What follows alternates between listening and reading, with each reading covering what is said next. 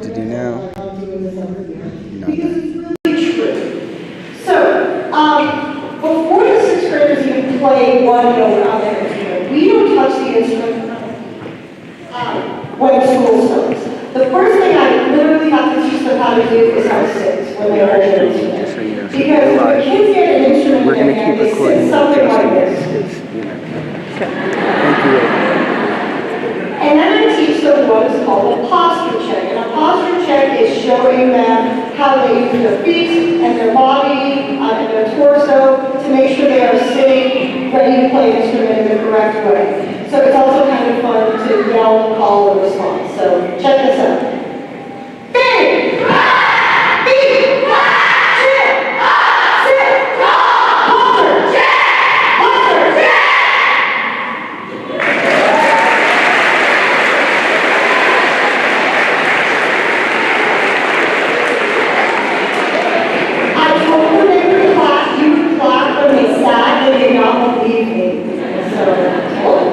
I've been doing this a couple times. Okay, so the next thing we had to talk about is how to breathe.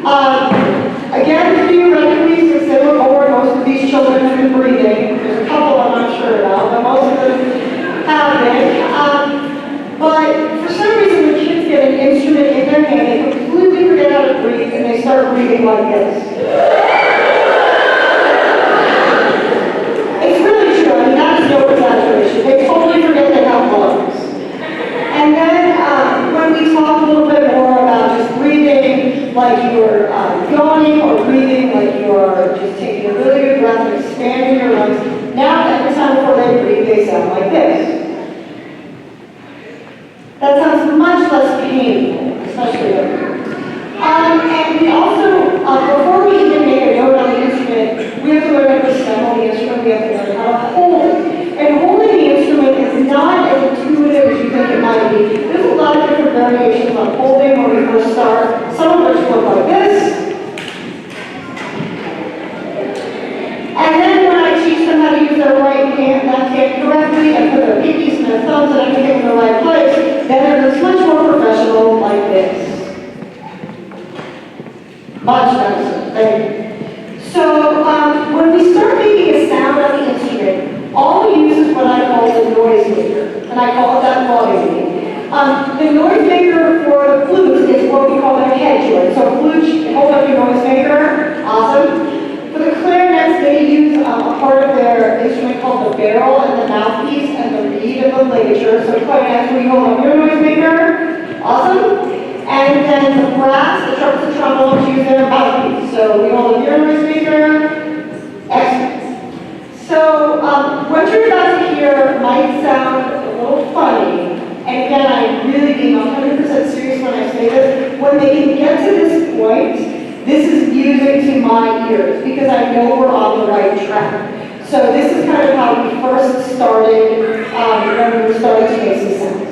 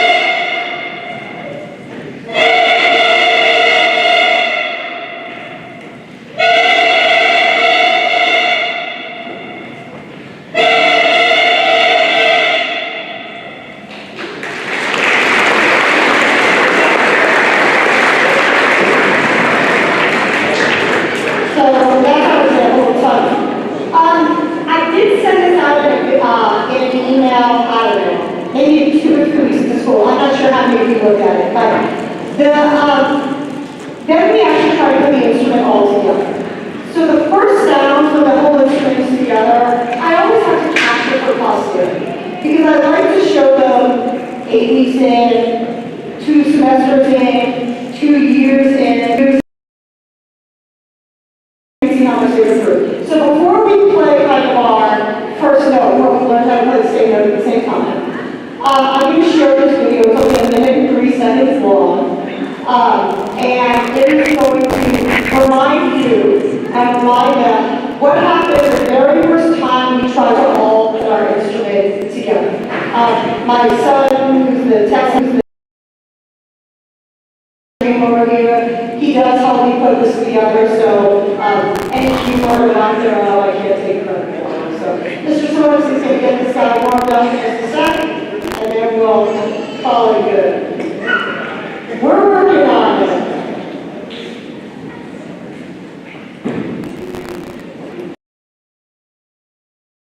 Give it up, Mr. Soros, and thank you.